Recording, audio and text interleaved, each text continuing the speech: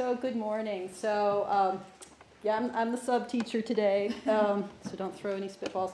Hojo-san had a last-minute unavoidable conflict, but yeah, and it's also my wedding anniversary. Oh, thank you. My husband isn't here. That's okay. It's quite all right. So Hojo-san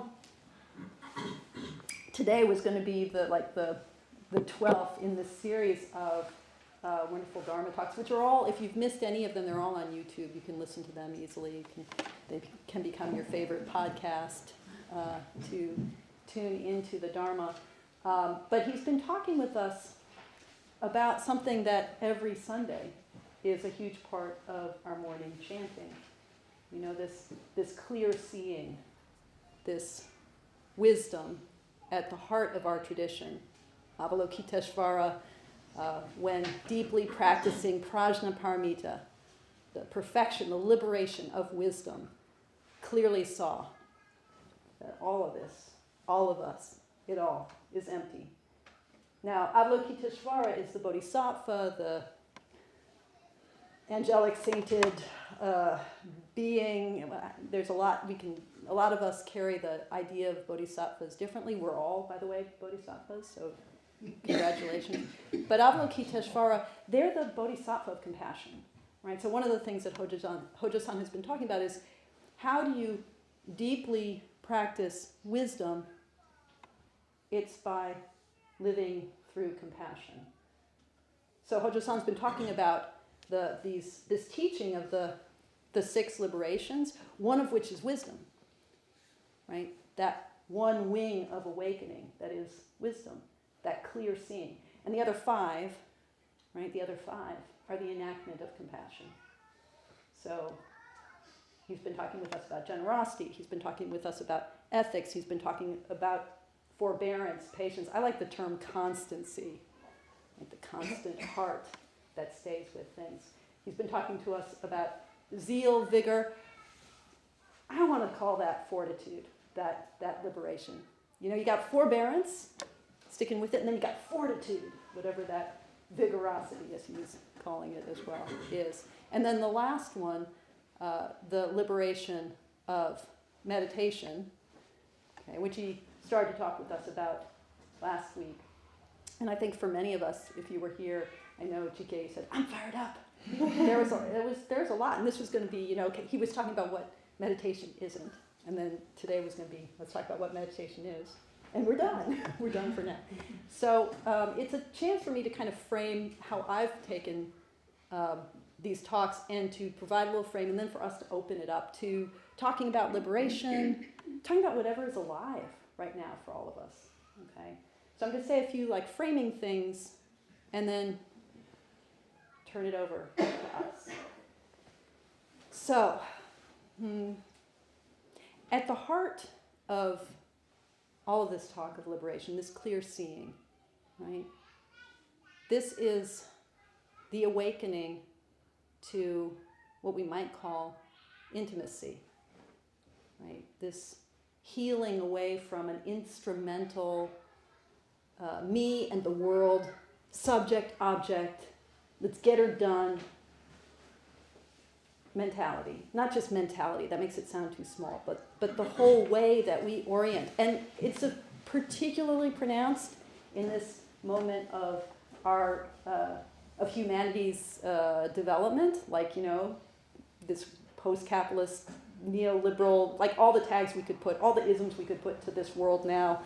That includes things like, not just the stuff that's been here for centuries like war, but things that haven't been here that long, like smartphones, right?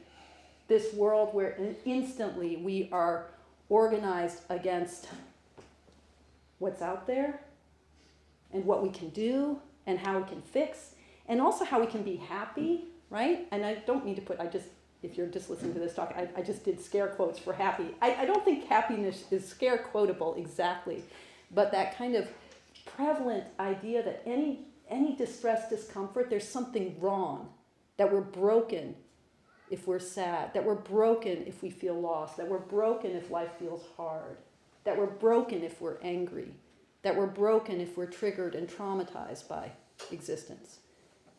And so the solution is to, figure out a way to get happy. So the clear seeing of this practice, the practice of these other five, of the liberations of things like generosity, things like meditation, right? That is us being on the path toward what it would mean to heal this walled off rift that we live in, where we're continually trying to find our way from what feels like being broken to what feels like being whole. And there's a promise, and it's the promise, I was quite moved by this, Hojo-san's last week, and he said this many times before, but this reminder that, Shakyamuni Buddha woke up in his early 30s, and he lived on this earth until he was 85. And he was never alone after his awakening. He was always with us. That's a really, right there, that fact of our religious history, it's all encapsulated there, that as Hojo-san was saying last week, the Buddha doesn't leave us alone, which is actually kind of an interesting way to put it. Like, the Buddha doesn't leave us alone, like they are with us. They got our back. Like, you're stressed out, good, meditate, it will help you. The whole doctrine of skillful means is a doctrine of, this medicine, it undoes delusion, but it's going to help us deluded beings just feel better too. The Buddha's got our back. So that sense of, he's still here, he's not going to leave us alone. But also, he's not going to leave you alone. Like, once you've tasted it, does anyone here know this feeling like, I wish this awakening project thing would just leave me alone so I could sleep in on a Sunday morning? So both sides of that, right? The promise and also the the Buddha doesn't leave you alone, right? Once you sit down in a hall like this, sorry, you're on the hook, right? Sorry and congratulations, I guess. So one of the things that Hojo-san was also bringing forward last week in his, what meditation is not. And by the way, the Sanskrit word for this, the sixth of the liberations are paramitas. So wisdom is this one, and then the other five, right, are these sort of enactments of the compassion that this path is, that this path promises, that this path offers. Anyway, the last of them, meditation, the Sanskrit word for that is dhyana, right? And dhyana, mispronounced in Chinese, which I will mispronounce in English, is Chan. Mispronounced Chan in Japanese is Zen. So we're the dhyana school, right? We're the dhyana school. And so this seems to be the place, this place here, to investigate what dhyana is. Last week, Hojo-san was telling us what it isn't, right? Now, fortunately, GKA and then Jaquin are going to be teaching, really, both of them teaching profound classes, first GK and then Jaquin this fall, to explore Zazen in more detail. So whatever I say and whatever we share about this topic today, just, we're scratching the surface. There's lots of time beginning when, I can't remember when your class begins.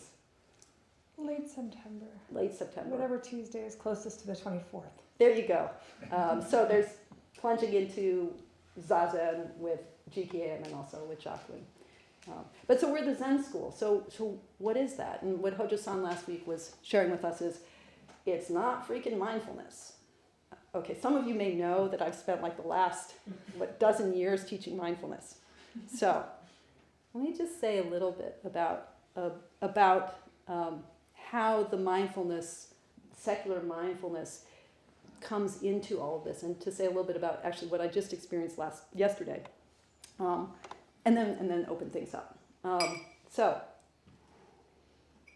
I think it was maybe the second time I was teaching, so this is probably like 2013, second or third time I was teaching this 8-week curriculum in secular mindfulness. And that mindfulness that is, and Hojo-san's critique last week was really powerful and true, but to talk about the way in which we tend to take these teachings and say, read them through the lens of subject, object, how do I fix what's broken? And we live in a world right now where meditation and mindfulness, these are like the buzzwords for whatever ails you, meditation will fix it. So there I was teaching mindfulness 2013-ish, and someone who'd never meditated before. I remember her coming to what might have been like just the second class. It's an 8-week curriculum, so second of 8 classes. And she was describing, I just had taught them like how basically to drop anchor, to get comfortable in their bodies, to keep coming back to the body. I mean, very, very basic somatic mindfulness practice to people who've never meditated. And she came back and she said, you know, I was drinking my coffee. And she started to act it out. And I was holding my cup. And I just was like, how intimate. And I was like, holy cow. Some of you may know, like that phrase, how intimate. That's such a Zen phrase. Like she had brand new to mindfulness, had just like touched into the deepest heart of the mystery. Something had opened up for her. That's available for us at every moment. How do we nurture that? Well, it turns out it's, as I think we all know, it's super hard to nurture that, like that intimate, like your cup of coffee is somehow more than a cup. I mean, that's the promise of this clear seeing, right? That we could enter into a life where the whole universe is alive, where it's all relationship, where we are encountering the personhood of all things, which is to say the profound interdependence of all things. Wow. Well, it's super hard to live in that place. And I was thinking about this yesterday because I was, on Saturdays typically I'm a chaplain and was working at the hospital. And I was noticing, like, I've been really working on my scrolling. Anyone here have an addiction to their demon box? Am I the only one? Okay, there are 4 of us here. Amazing, you guys are great. So I've recently been like thinking a lot about addiction and trying to like study it and think about it from a kind of therapeutic perspective. And I was like, okay, I'm going to get rid of. I really started to like YouTube and just do like all the, just that stuff, right? And I'm like, okay, I'm going to stop doing that. I'm going to strip my phone down, right? And yet, there I was at the hospital, and every time I'd go see a patient, and it'd be like intense, like, how intimate? And I'd come away and I'd whip out my phone, but there's nothing interesting on my phone anymore. Like, I've taken all the interest, but I'd still whip it out. Like, and I'm like, let me look at my email again. No, still no more email. Let me see if there's been any voicemail. No, still no. I mean, what the heck is that, right? No. I was like, I don't want to be here. I don't want to be here. But I do want to be here. And that, to me, is at the heart of this work. Grappling with the part of us that's like, I don't know, I don't want to. What is that? What is that desire to pull back from intimacy at the same time that we long for it? So dhyana, Zen, what we do when we sit on the cushion, which feels like it's the most walled, in this school, most paradigmatically, when you sit zazen, you face a wall, and for many that's like, I'm just turning away from the world, aren't I? Right? What does it mean that the heart of our practice in this school of Zen feels like it's retreat? We go on retreats. We don't call them retreats here at Buddha-I, by the way. We talk about intensives, we talk about sesshin. We kind of avoid the word of retreat because of that connotation. But still, that's like, I'm pulling away, closing the windows, turning on the white noise so I have some quiet, literally or figuratively. I'm doing that, but I'm with all beings. How do we balance? How do we balance this really tender heart of ours? Okay, so that's what I got as framing. I hope that kind of like gathers together some of the threads and maybe opens things up a little bit. I'm wondering, like, how is this stuff alive for you, or how is anything alive for you right now, frankly? So, comments, questions, provocations?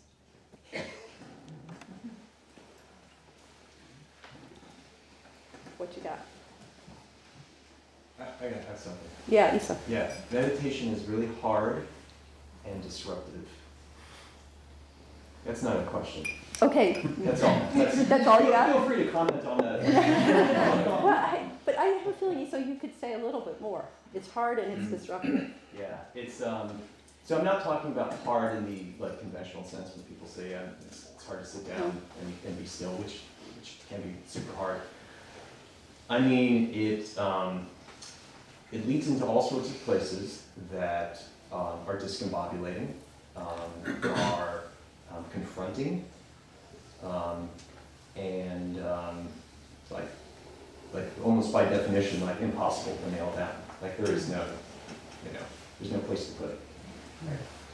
And it's very intimate, but intimacy has many dimensions, right? Yeah. So, why do you meditate? That's a great question. Yeah, it's something I'm exploring right now. Didn't you ask a few weeks ago about the magic of it, of Zazen? Wasn't that you that was talking about how it sets up your day? No? I don't know. That was somebody. That wasn't you. That was somebody else. Okay. I think. All right, no magic of Zazen here. I mean, yes, but, Yeah. Sure. So that's an open question. Why? Yeah, why? Yeah. Do you have any inklings toward an answer?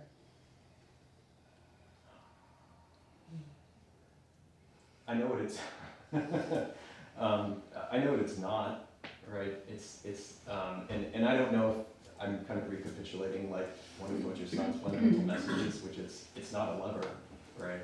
To like make yourself feel good, or to try to get something for yourself.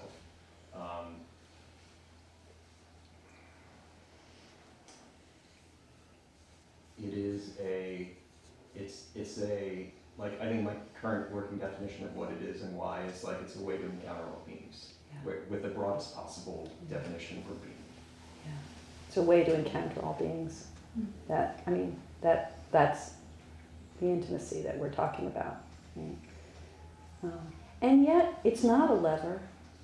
But the other way says everything is a lever, all the time. So, you want to push on it as a lever? You know? Anyone here find themselves meditating when they're feeling really stressed out as a way of kind of regulating the nervous system? You know, I mean, the neuroscience that they throw out in these sort of secular mindfulness stuff, it's actually true. The Buddha's got our back, right? So I'd say it's not a lever, but on another level, everything is a lever, including what we think we are. Yeah. Why? It's a huge question. Yeah, totally. I've been thinking about the cup of coffee, and then I've been thinking about the cell phone, because I've been doing a lot of that lately. Must be something in the cosmos. I'm just like pulling it out. And I don't social media, and I have an old phone that doesn't do too much, and I don't do too much with it, but the addictive quality of habituated, just stuff. And it can be eating, oh, I have to have that, that was a biggie for me. And I think I recognized when falling into habits can turn to addiction. And I'm trying to break down kind of what keeps us from experiencing even the personhood of that cell phone, when it's kind of miraculous, it's amazing the info age that we're in and what we're doing with things now.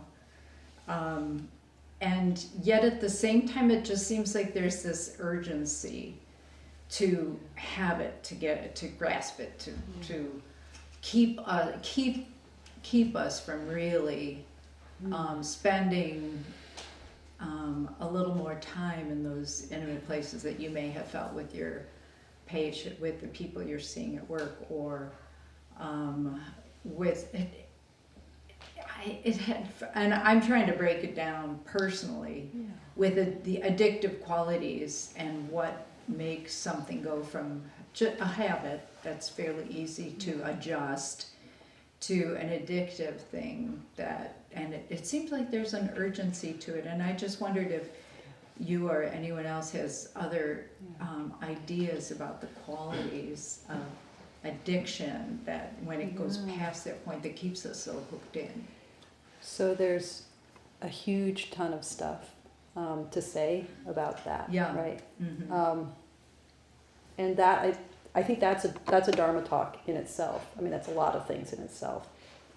One thing I point you to is the research by Judd Brewer, who is coming from a Vipassana background, but he's also sort of a researcher within the kind of secular mindfulness world. He's got a book very accessible called The Craving Mind, and it's really approaching in ways that are just Buddhist psychology, like very classic psychology, talking about addiction. It's a really useful thing and worth talking about. I want to say one thing relevant to the conversation about emptiness and intimacy.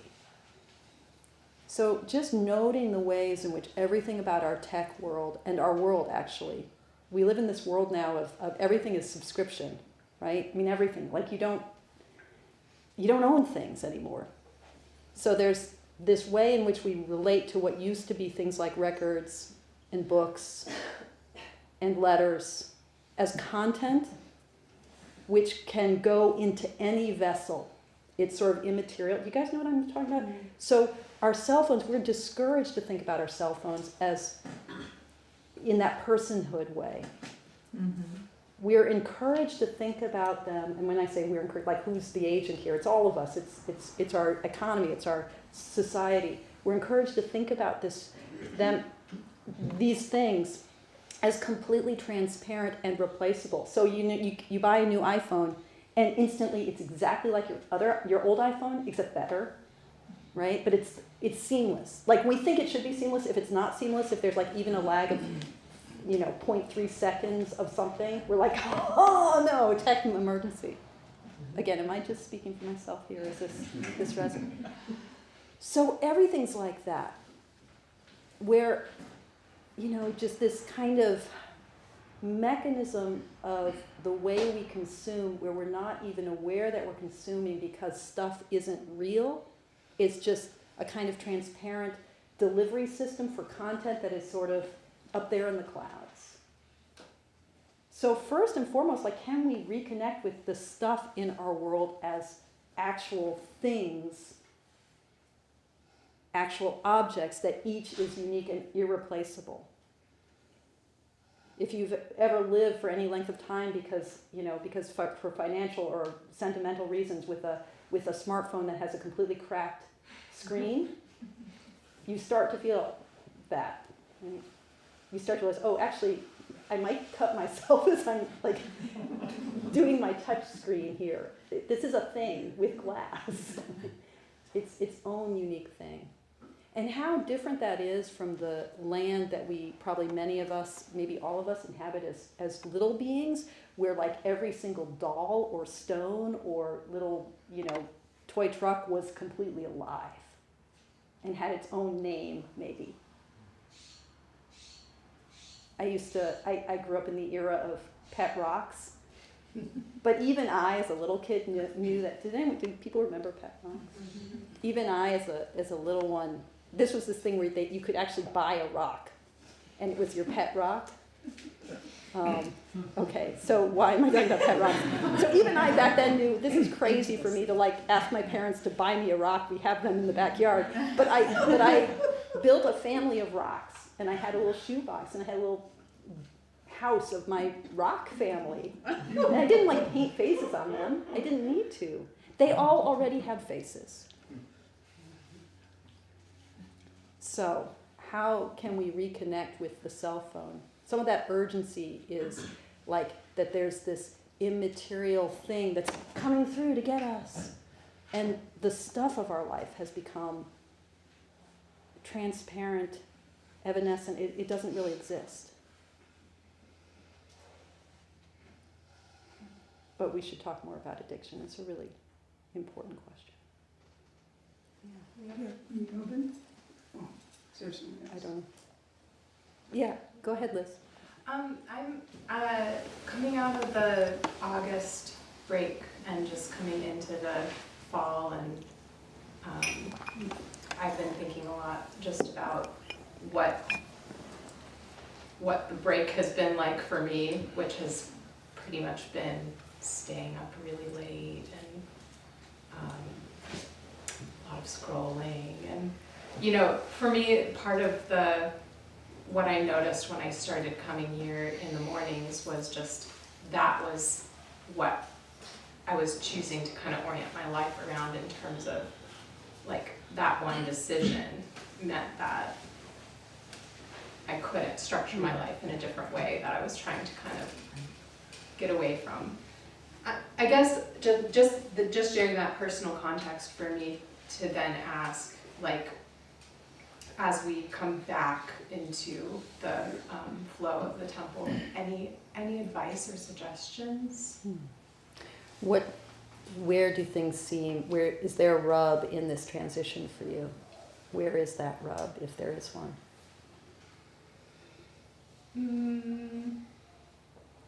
I mean, I think that for me there's like this like concern I don't have my own motivation, so I have to create some kind of structure and then rely on that in order to have the discipline. But I also kind of feel like, great. That's cool, right? So, and that works. Yeah. But maybe that there's something lacking in my own, like, you know, that like internal motivation to be like the person that I want to be without, and then that feels like, okay, well, going back into this time of like, I have that structure, I have that sort of built-in pattern, like how to orient myself in relation to that. Yeah. What if there's nothing lacking in you at all, but actually what you're experiencing? What a Dharma gate to notice everything you just described, right? I mean, which I think relates to this liberation of ethics that Hojo-san was teaching on this summer. But, you know, there's something, again, this is this world we live in where we understand ourselves, even good Buddhists, we understand ourselves primarily to be individuals who are doing it through our own steam. This is Buddha-ai Zen community temple. Like, what does it mean to really imagine that this is a together thing? That this human project is a together thing? But we live in an era that is telling us perhaps more vociferously than human society or culture ever has. No, actually it's you. You're on your own, which is yay, because then any gains you have, you get to keep. But any losses you have, well then, let's find some good names for you. Maybe you're crazy, maybe you're an addict, maybe you're just lazy, maybe you're stupid. Like, we can come up with a whole bunch of good names for if you can't do it. But if you can do it, it's all yours. Let's call bullshit on that, you know? So this is why we have this is why we have a liturgical, or one of the reasons we have a liturgical traditional set of forms here, so that you get to choose your choices. The choices are laid out. This isn't just like, let me figure it out on my own, but you get to choose that. Yeah, I'm going to wake up and I'm going to come to the temple. All right. Bravo. No, I'm going to sleep in. Okay. I don't know, does that offer anything, Liz? Yeah. Yeah, I mean, I think I appreciate it, and it's all like it is known, and I think like one of the things I love so much about Buddhism is like you just experience that through experiencing it, and just if you do it, you get that. It's a Dharma gate. Yeah. All of these things. Go down that rabbit hole. You know. June. I have to sort of gather back. Oh, okay. Well, as an older person, I remember learning to use a telephone and the magic. And one of the things that I'm just thinking about is magic, or whatever word we want for that. And that more and more and more, and I'm not sure this is true, I'm sure it's not true everywhere or for every person, but when you talk about your pet rocks, there's a certain magic for the child in finding the perfect rock. And so I don't know if this is true, that we're more and more dominated by, and I suffer from looking at these things also, so I'm not exempting myself, but that we've lost some kind of magic, and we lose more every day, that we're dominated. I am concerned that we're becoming dominated by this incredibly magic thing that we have at our fingertips. But it's not the same magic as dialing a phone. There will never be anything like that. And you cannot possibly experience it if you never did it. And I think as a child, this was an amazing thing. And so I personally don't experience, in fact, magic got stronger and stronger for me in my life, or the unseen. But so I just want to mention that, the importance of magic, the importance of the unseen, and that we don't have to be dominated and told how to live by something on our telephone. We're very vulnerable to it, me too. So, well, thank you for talking about this. Myobun, on the same subject,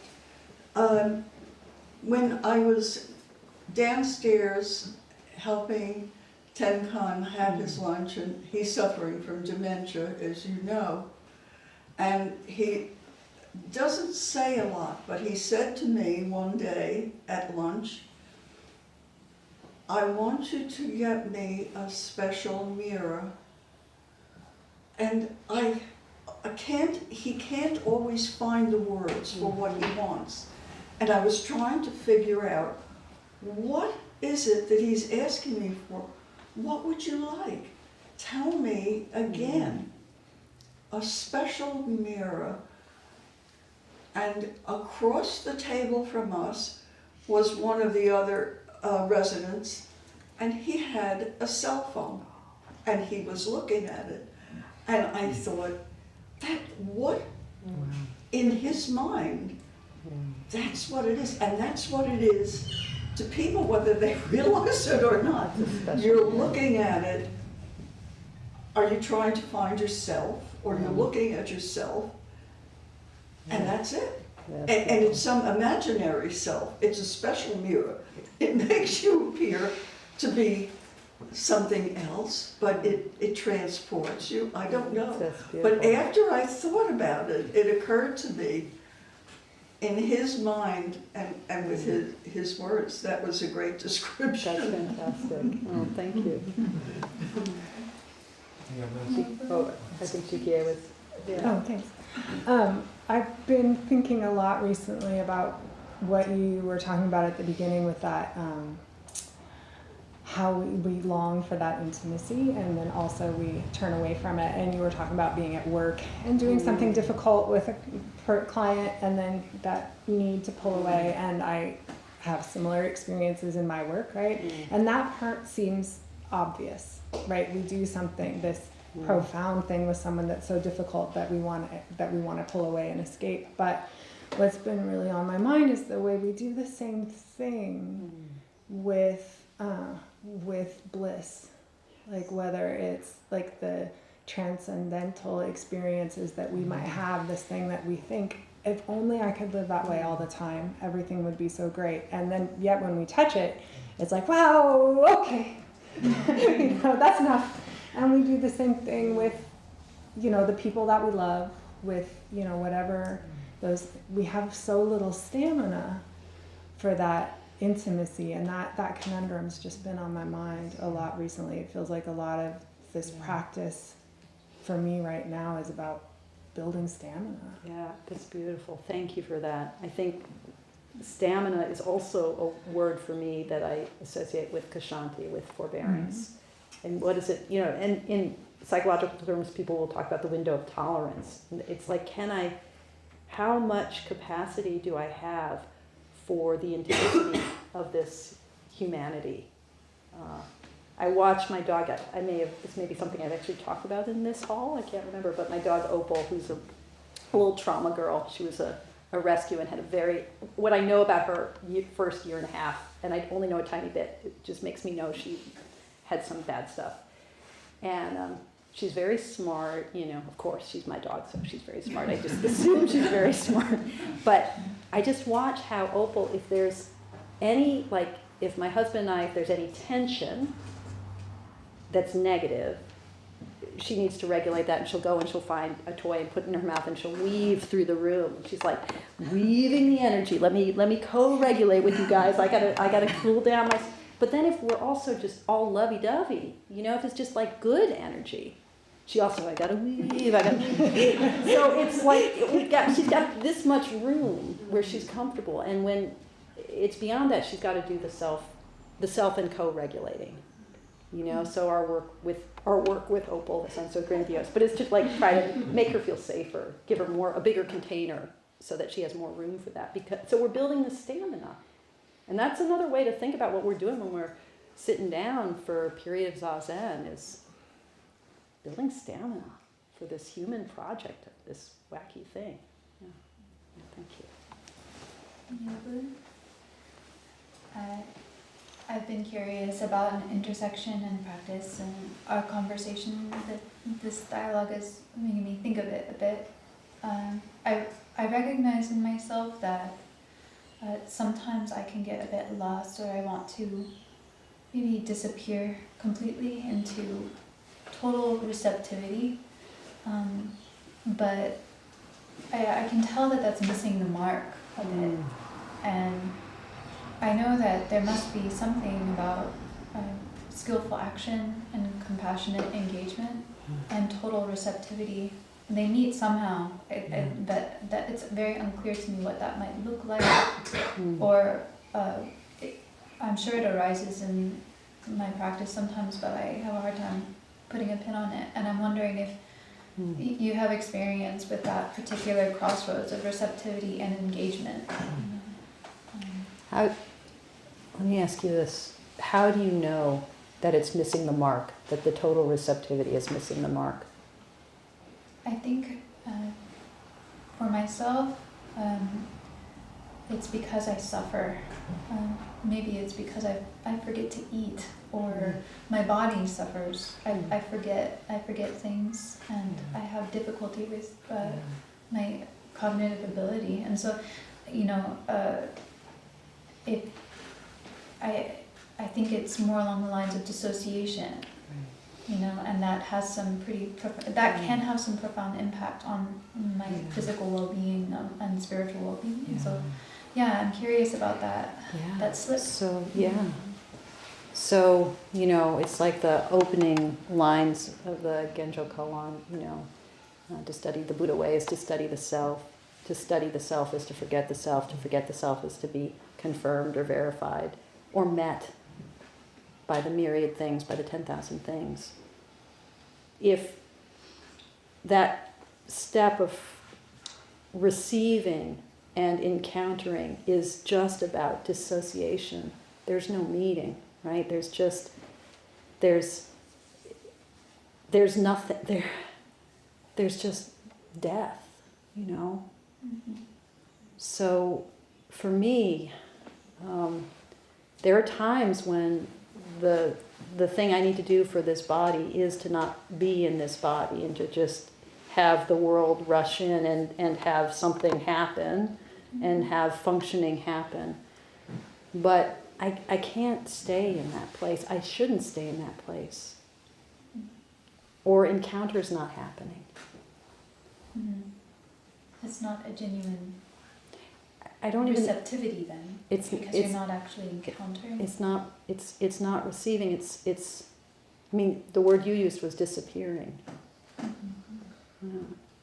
This path does not want us to disappear. You know.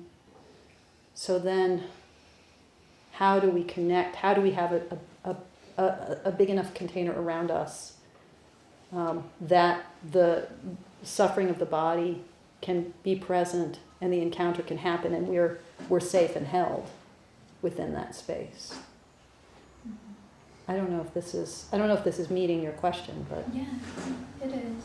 Thank you. yeah, the Buddha wants to be with us. You know, it's not just that he hangs out. We need to hang out here too. How do we do that? It's like, you know, I don't want to be here. I do want to be here. So for me, that the meeting point is where I'm really aware of how much I don't want to be here. And I'm also really aware of how much I do want to be here. With that kind of edge, which is not a fun edge, right? This comes back to stamina. For me at least, I'm just talking about me, and I have like a whole history of melancholia. I mean, we all like bring our stuff, right? For me, you know, that edge is like, it's tingly in a very, like, you know, blackboard, you know, it's electric in a way that's not, sorry, I'm trying to describe it. Anyway, that edge, okay, not fun, and yet it's alive. Mm-hmm. But I need help to be in that place. Yeah. There was over here, yeah, go say. I wanted to talk a little bit about my experience with personhood. We've talked a lot about the likeness of the universe and the likeness of things, and you know, their capacity of change, their necessity of change. I've been thinking a lot about how we depersonify things and objectify things that feel abrasive to ourselves and our lives, to where it's much easier to personify and give life to something like a tree or to something that's attractive to us, and then much more like mold in the fridge and shit on the sidewalk, and that these things are like, oh, how could I possibly? I want to stay away. And it is that turning away, it is that rejecting. It's not giving that life, right? That shit on the sidewalk is also a birthplace of decomposers and life. And that mold in the fridge is just, once again, that decomposing, it's that death and rebirth, right? That is a living activity.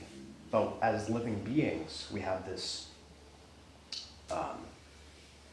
there are things that are instinctually oppositional, that like, that we've adapted to ways that are like, I need to stay away from that.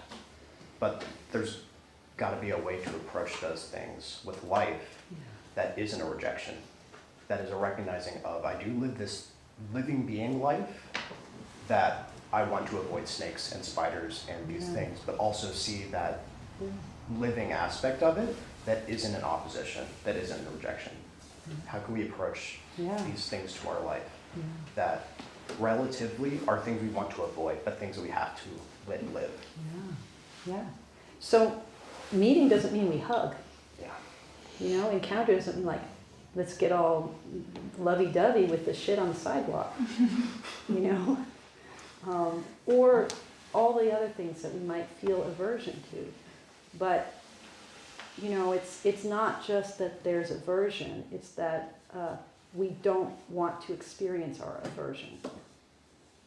So, you know, that comes back to that edge, is like, okay, there's, first and foremost, being present with the aversion. I mean, that's like, comes back to the bliss, like first and foremost, being able to tolerate the aliveness, which is also us. I mean, we're not separate. This is, you know, one of the flavors of emptiness. We're not separate from the thing that we're in reaction to, or the reaction itself.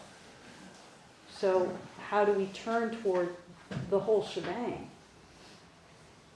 If the receptivity erases the aversion, it erases me, right?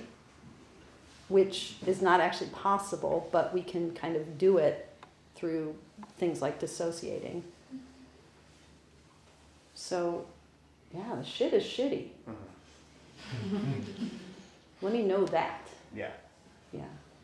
Let that be fully alive. Sorry, No, just well, all the visuals here, you know. I think there's a lot of aspects of ourselves that are like that, like Yeah. all of our negative qualities. Yeah, You know, absolutely. things that obstruct our lives from like the things that we want to do. Yeah, 100%. Yeah, it's like totally the same concept in a Yeah. little bit more of an abstract sense. Yeah. So sticking with that version. Yeah. Yeah. Time for maybe one more. Nikki? Thank you. So I was thinking we're talking about just like, when it comes to addiction and like this habit of like scrolling and stuff and wanting to escape, and it just like occurs to me how, sometimes when we think about these things, sometimes there could be like a lot of shame and guilt that goes with those habits, and I kind of just, something occurs to me, I want to offer some, the other side of maybe the perspective, and it's a reflection I've been having about my life lately, just how our world today is kind of designed in a way that makes us so overstimulated and overwhelmed that our body cannot take it, that we wanted to escape. And this thought really came to me because I just been shifting from different worlds lately, traveling from different places, and where I come from, in this big city in China, is like in many ways the opposite of Eugene. Like life is a lot more simpler here, and when I was living here the last 2 years, I didn't feel like I needed my phone that much. I was engaged with my everyday activities, and I feel like there's lots of like plants and nature and friends, and I was just very much in the moment. When life changed for me and I realized, wait, I actually won't be here forever, and suddenly, the scope of my life that I need to look at is like this whole big world. I was completely overwhelmed. And during the summer, I traveled back to China, and it's like where I come from is like the tech center of China, and everywhere is like technology, and people are just, I was just complete, like I realized I haven't been used to the way I was living here, and going back there, my body was just like, whoa, like I was just completely overstimulated. And I have to, I have to make plans for the future, and I have to look things up online, and just these out of necessity, I have to go on the internet to do things. And I was just realizing how I was completely overwhelmed. And this just makes me think about how, like, this is how most people are living in the world today, because we have to. Like, I was thinking about how many years ago, where like, our life is just kind of contained, and it's in this little village, and you know exactly where your place is, you know where you belong, you know who you go to when you're having troubles, and the problems you have in your life is very just immediate. But now we're on top of that, the app and the internet and all the technology is designed in a way to grab our attention. It's like designed in a way to manipulate us. We're also, as humans, we're exposed to so much more information than what we are meant to take on. And I just, like from my personal experience, I feel like I had no capacity to take in all of that. And the only freedom I can have in that is to be really mindful about what I choose to consume. And what kind of what information I choose to take into my consciousness. And a lot of times that's, if we're not conscious and intentional about it, that's something that's being decided for us. Yeah, no, 100%.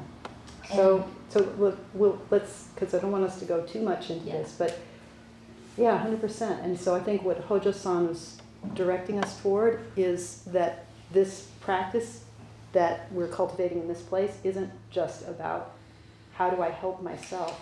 Together, collectively, this is our kind of radical practice that can heal our world. heal all the conditions that you're describing. So let's take it on.